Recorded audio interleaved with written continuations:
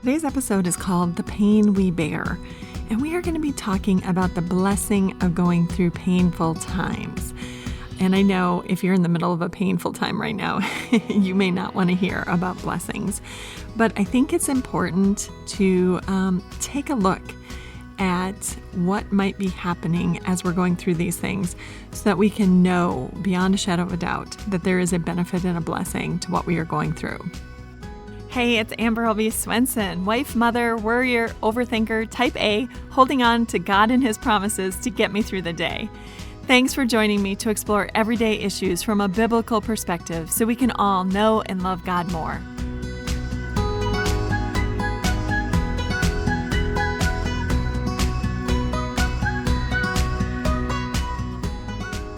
I want to let you know that I am on the tail end of a magnificently horrible migraine right now. And the migraine kept me from something fairly significant and important that I wanted to do yesterday. And that's what made me really start thinking about this topic.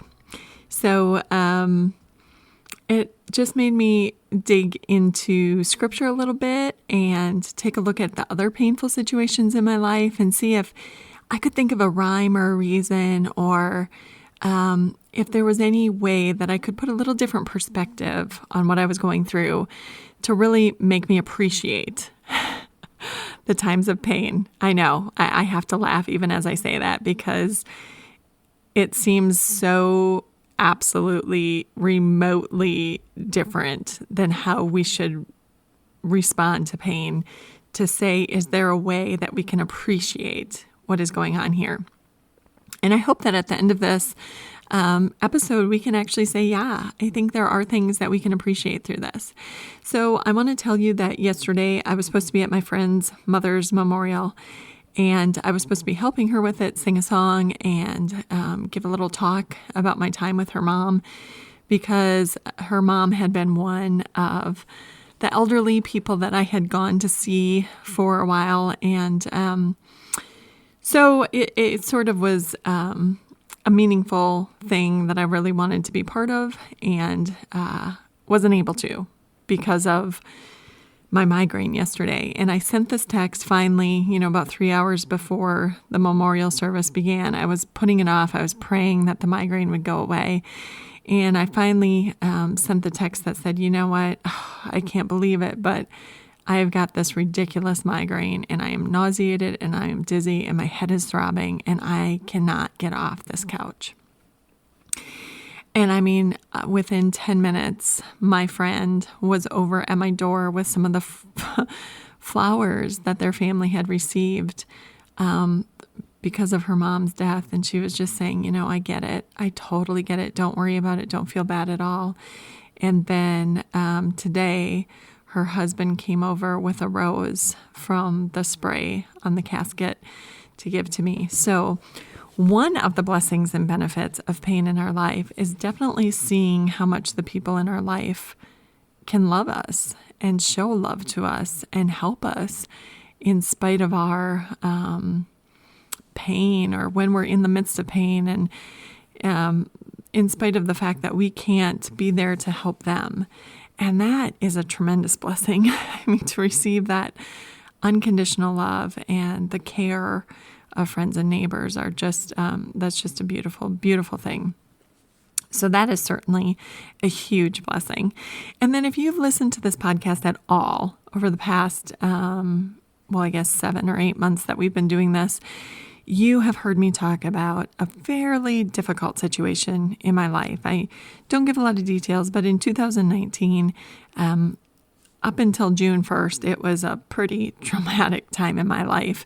And I experienced some persecution, and I lost some friends, and I had a lot of people who didn't stick up for me, and I had to walk away from a situation that was fairly difficult to walk away from. And as I look back at that now, and that was just a tremendously hard time for me to stay in the situation I was in until June 1st when I had the open door to leave. But I think of how dramatically different I am than before all that I went through. So it was, 3 or 4 years of building up to the last 6 months that were quite awful. But so much changed in that time. I mean, I was just stripped down to nothing, and the Lord did a lot of pruning in my life and reminding me of a lot of his truths. And I did see that he sticks closer than a brother, and that I understood that friends who say they're friends but don't back it up with actions, they're not the real deal. But true friends, man, nothing can chase them away. They're the ones who will stand beside you no matter what and help you. And even if they, make you think or make you see the situation from a different perspective and say, hey, have you thought about this? Or what about this? At least they're standing beside you. And so I definitely found God to be an ever-present help in times of trouble.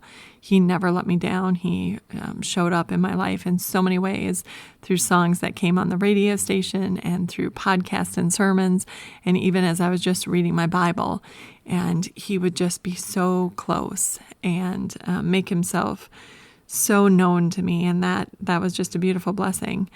And I think other than the pruning and the fact that God, really stuck close to me, the other major blessing that came out of that situation is I learned to forgive in a way that I had never had to forgive before.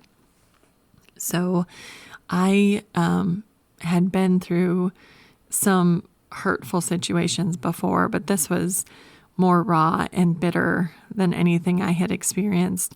And, when you go to forgive, it's not just flipping the switch and waking up one morning and say, well, I forgive them.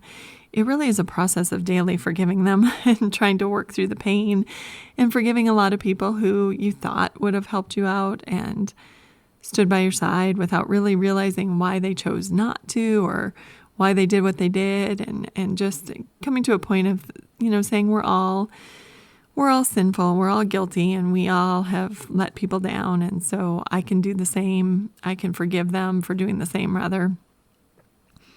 And I think the point that I have gotten to of being able to forgive and being able to see some of those people who, made my life fairly miserable, and not having any ill will towards them, and being able to look at them with love and to pray for them, and really walk past what happened is a beautiful thing. And I am very thankful that God made me walk through that, as painful and horrific as it was, and as ugly as it got sometimes, because I didn't always act the best either. I didn't respond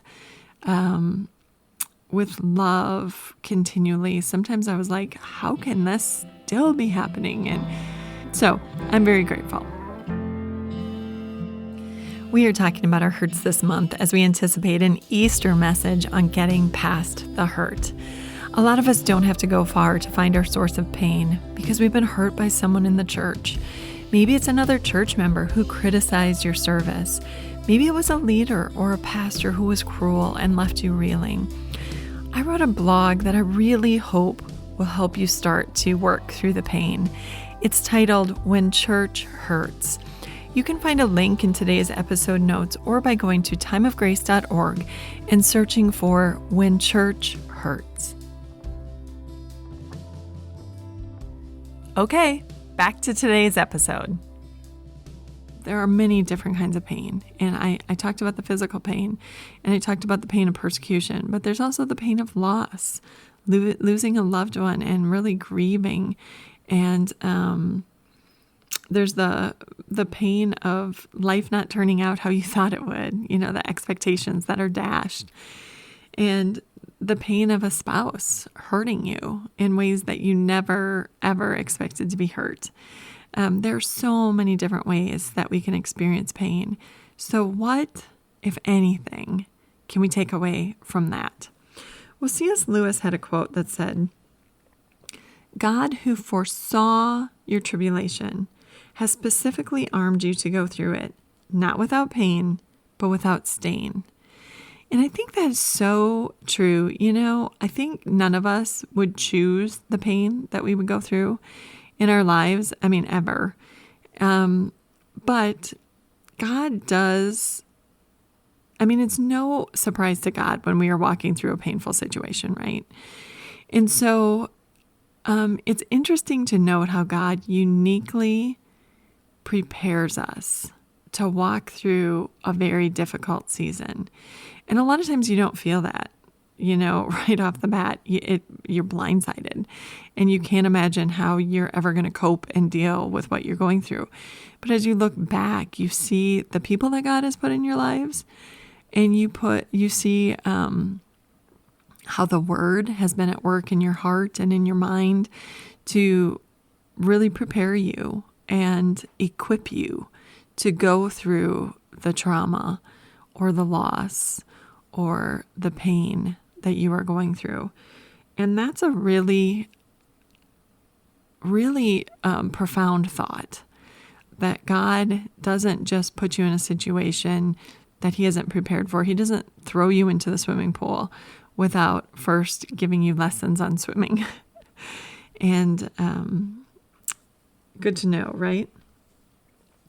Also, Rick Warren said, don't waste your pain. Use it to help others. I think your biggest pains in life also become your biggest sources of ministry. If you have lost somebody very close to you, if you experience the death of a loved one, you're pretty quick to run to somebody else when they lose somebody.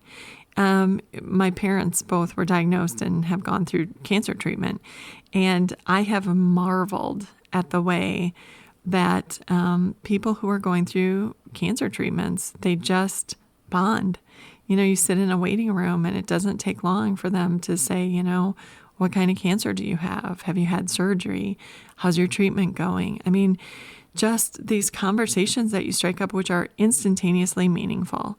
They're not a bunch of fluff and useless facts or how's the weather. It really, truly gets to the heart of what you're going through. And there's that bond. There's a bond between widows that other people don't necessarily experience. And that pain that you've gone through, whatever it is, it isn't there just to mold and shape you, which is part of the process, but it's also there so that you can help and encourage and carry others through by what you have learned, which is a really, it's a tremendous thought. And again, if you have gone through something and someone has come behind you or come alongside of you and said, this has happened to me and I understand your pain and this is what I know helped me, those are priceless conversations. I distinctly remember talking to a person who was a person who's older than I am and who I had a conversation with after everything happened and I had walked away from the situation, and he had reason to have interest in what had happened to me. And I gave him the very short, abbreviated version. And he said to me, I have been through something similar, and I still, as you're talking, I can feel the pain of that situation. And just having someone say, I know, and I validate that, you're not crazy, or that I'm not saying just get over it. I'm saying that is super painful. That is so encouraging. So clearly, God allows us to go through painful situations so that we can walk alongside other people in their painful situations too. Stephanie Sparkles said this: I love when people that have been through hell walk out of the flames carrying buckets of water for those still consumed by the fire. That's going to motivate me for sure, because that when you're in a painful situation, it does feel very much like that. But hey, our friends can offer us soothing words and calming words and, meals and just a listening ear. And that's what it feels like. And then another thing to keep in mind is that a friend and mentor of mine told me, when times are good, you need to fortify yourself because it's not always going to last.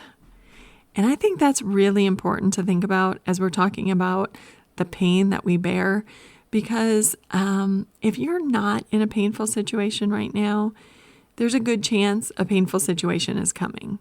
We live in a sinful world, and we don't go very long until we feel the effects of the sin, whatever it is. Like I said, whether it's an emotional issue with our children or a friend or a neighbor, or whether it's persecution at work or an issue in the church or whatever it is. I mean, we don't get long periods of no pain.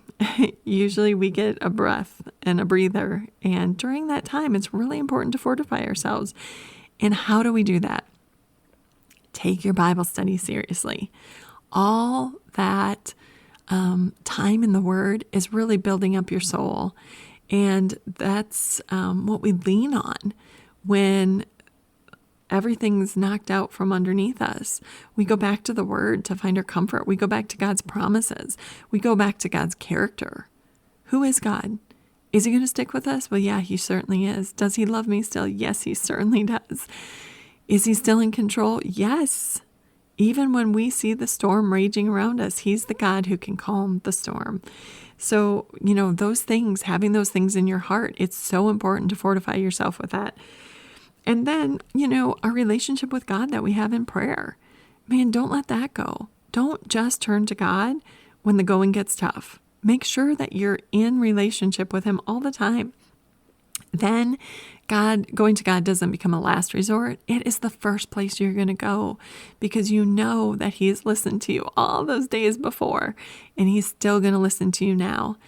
And I love the book of Habakkuk. I love the fact that, Habakkuk and also David in the Psalms, they complain. And their complaining isn't sinful because they're not just walking around grumbling that God has left them and he's not in their life. And their complaint is, Lord, are you watching? Do you see this? Because I'm seeing something that is really disturbing me, and I'm seeing injustice, and I need you, God, to make right what is not right now. And the prayers of complaint teach us that we can go to God with our complaints too, with our misery, with our lament, with our sorrow and our sadness. That's where we go to be comforted. So remember to go to God in prayer. Remember to fortify yourself in the Word. And then I would say too, man, if you can get into a Bible study, my closest friends are the women and the men that I study the Bible with. My husband and I have been in an in-home Bible study for years and years and years. And the people in that in-home Bible study have just become our closest friends. And I have led multiple women's Bible studies at different churches. And again, studying the Bible with people, it just bonds you. And so those friends can really be huge sources of encouragement and help and strength, and also prayer warriors.